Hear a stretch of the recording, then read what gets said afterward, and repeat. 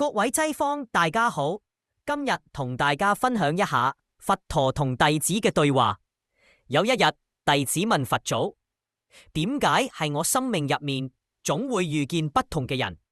有啲人會嚟得快，走得也快，這到底係咩道理？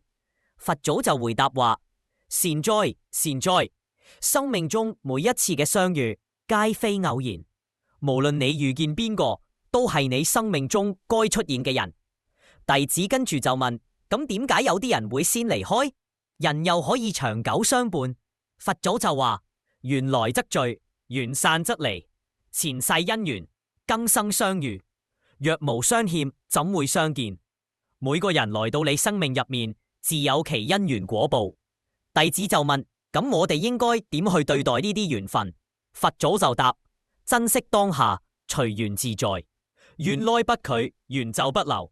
每一次相遇都係讓你成長、讓你覺悟嘅機緣。今日我哋嘅相遇都係命中注定，所以你都快啲入嚟睇下行下，睇下想煲咩湯、煮咩餸，一家人齊齊整整咁食餐飯，心懷感恩，隨緣而行。